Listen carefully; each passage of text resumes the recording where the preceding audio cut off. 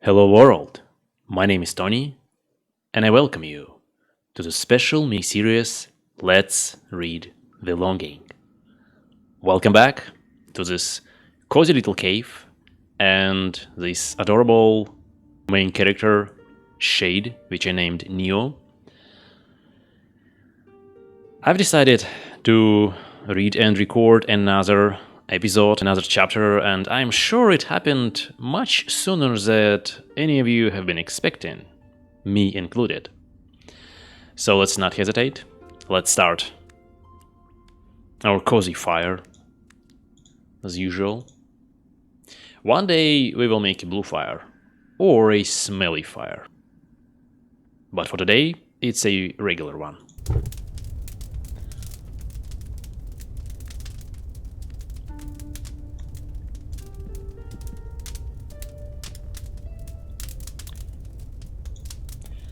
So for today, I have decided to read the 6 Swans. It's actually quite curious story, and I want to share it with you. It isn't really a long one, but it definitely can teach you a lesson. So let's start. The 6 Swans. Once on a time, a king was hunting in a great wood, and he pursued a wild animal so eagerly that none of his people could follow him. When evening came, he stood still, and looking around him he found that he had lost his way. And seeking a path, he found none. Then all at once he saw an old woman with a nodding head coming up to him, and it was a witch. "My good woman," said he, "can you show me the way out of the wood?" "Oh yes, my lord king," answered she. "Certainly I can, but I must make a condition, and if you do not fulfill it you will never get out of the wood again, but die there of hunger." "What is the condition?" asked the king. "I have a daughter," said the old woman, "who is as fair as any in the world, and if you will take her for your bride and make her queen, I will show you the way out of the wood." The king consented because of the difficulty he was in, and the old woman led him into her little house, and there her daughter was sitting by the fire, just as our little Shade. She received the king just as if she had been expecting him, and though she saw that she was very beautiful, she did not please him, and he could not look at her without an inward shudder.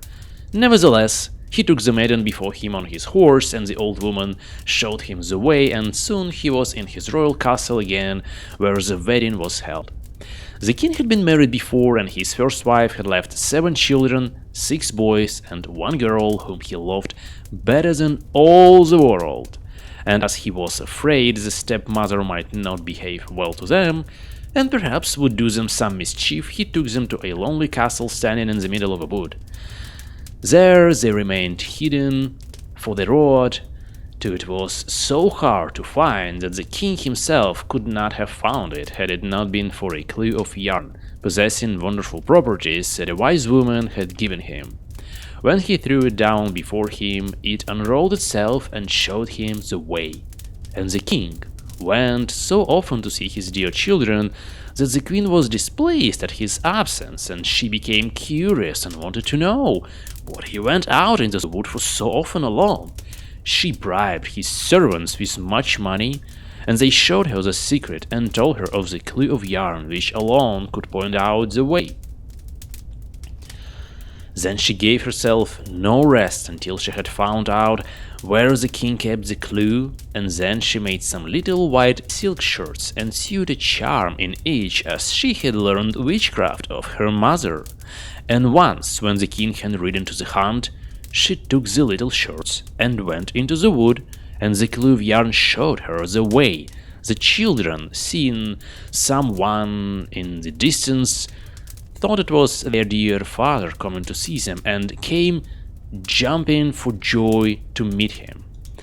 Then the wicked queen threw over each one of the little shirts, and as soon as the shirts touched their bodies, they were changed into swans and flew away through the wood.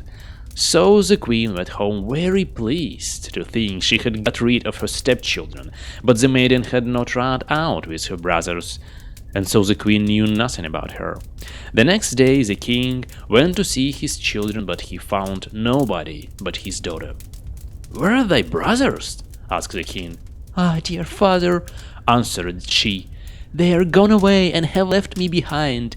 And then she told him how she had seen from her window her brothers in the guise of swans fly away through the wood, and she showed him the feathers which they had let fall in the courtyard and which she had picked up.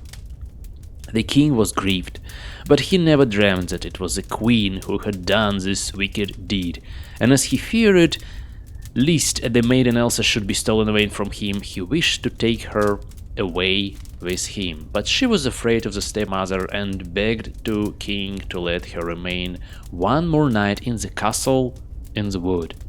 Then she said to herself, "I must stay here no longer, but go and seek for my brothers." And when the night came, she fled away and went straight into the wood. She went on all that night and the next day until she could go no longer for weariness. At last she saw a rude hut, and she went in and found a room with 6 little beds in it. She did not dare to lie down in one, but she crept under one and lay on the hard boards and wished for night.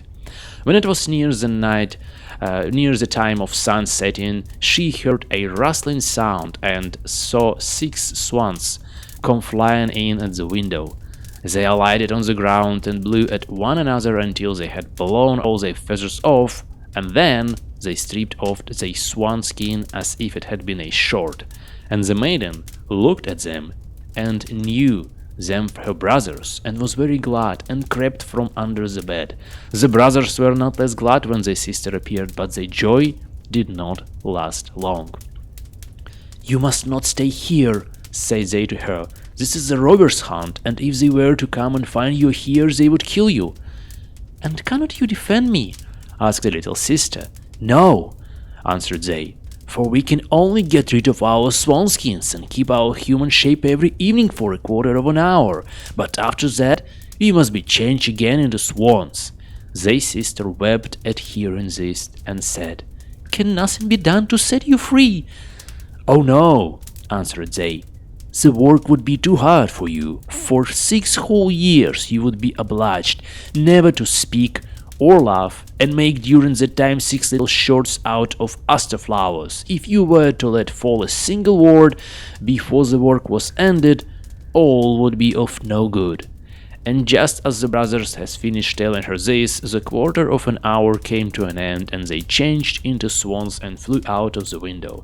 But the maiden made up her mind to set her brothers free, even though it should cost her her life. She left the hut, and going into the middle of the woods, she climbed a tree and there passed the night. The next morning she set to work and gathered asters and began sewing them together. As for speaking, there was no one to speak to, and as for laughing, she had no mind to it. So she sat on and looked at nothing but her work. When she had been going on like this for a long time, it happened that the king of that country went a-hunting in the wood, and some of his huntsmen came up to the tree in which the maiden sat. They called out to her, saying, "Who are you?" But she gave no answer. "Come down," cried they, "we will do thee no harm." But she only shook her head, and when they tormented her further with questions, she threw down to them her gold necklace, hoping they would be content with that. But they would not leave off. So she threw down to them her girdle, and when that was no good, her garters, and one after another everything she had on and could possibly spare, until she had nothing left but her smock. But all was no good. The huntsman would not be put off any longer, and they climbed the tree, carried the maiden off, and brought her to the king. The king asked, "Who are you? What were you doing in the tree?" But she answered nothing. He spoke to her in all the languages he knew, but she remained dumb. But being very beautiful, the king inclined to her, and he felt a great love rise up in his heart towards her, and casting his mantle round her, he put her before him on his horse and brought her to his castle. Then he caused rich clothing to be put upon her, and her beauty shone as bright as the morning, but no word would she utter. he seated her by his side at table, and her modesty and gentle mien so pleased him that he said, "This maiden I choose for wife, and no other in all the world," and accordingly after a few days they were married. But the king had a wicked mother, who was displeased with the marriage and spoke ill of the young queen. "Who knows where the maid can have come from?" said she, "and not able to speak a word. She is not worthy of a king." After a year had passed and the queen brought her first child into the world, the old woman carried it away and marked the queen's mouth with blood as she lay sleeping. Then she went to the king and declared that his wife was an eater of human flesh. The king would not believe such a thing and ordered that no one should do her any harm, and the queen went on quietly sewing the shirts and caring for nothing else. The next time that a fine boy was born, the wicked stepmother used the same deceit, but the king would give no credence to her words, for he said, "She is too tender and good to do any such thing, and if she were only not dumb and could justify herself, then her innocence would be as clear as day." When for the third time the old woman stole away the newborn child and accused the queen, who was unable to say a word in her defense, the king could do no other but give her up to justice, and she was sentenced to suffer death by fire. The day on which her sentence was to be carried out was the very last one of the 6th year of the years, during which she had neither spoken nor laughed to free her dear brothers from the evil spell. The 6 shirts were ready, all except one which wanted the left sleeve, and when she was led to the pile of wood, she carried the 6 shirts on her arm. And when she mounted the pile and the fire was about to be kindled, all at once she cried out loud, for there were 6 swans coming flying through the air, and she saw that her deliverance was near, and her heart beat for joy. The swans came close up to her with rushing wings and stooped round her, so that she could throw the shirts over them, and when that had been done, by the swanskins fell off them, and her brothers stood before her in their own bodies, quite safe and sound, but as one shirt wanted the left sleeve, so the youngest brother had a swan's wing instead of a left arm. They embraced and kissed each other, and the queen went up to the king, who looked on full of astonishment, and began to speak to him and to say, "Dearest husband, now I may dare to speak and tell you that I am innocent and have been falsely accused." And she related to him the treachery of the stepmother, who had taken away the 3 children and hidden them, and she was reconciled to the king with great joy, and the wicked stepmother was bound to the stake on the pile of wood and burned to ashes. And the king and queen lived many years with their 6 brothers in peace and joy. Now I have to say, this is book of stoicism, to be all honest.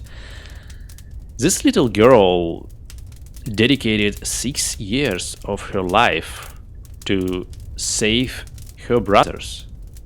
She declined and refused of all the pleasures, and she pretty much embraced that saying from Jocko Willink that discipline equals freedom. She sacrificed 6 years of her life to Zen for the long-term happiness and fulfillment. And after 6 years of, suffering, so to speak, she and her brothers and her king, her husband, they all lived well and happy. This is amazing. We all should learn a lesson and take this as an example to our lives, that short-term happiness isn't really worth it, and we may as well sacrifice something, some time, and dedicate ourselves to embrace a long-term happiness instead. So this is it, guys. I hope you enjoyed this episode. I hope you enjoyed this story about the 6 swans. And as always, stay well, stay healthy, be always yourself, and I will see you, hopefully, very soon. Much love.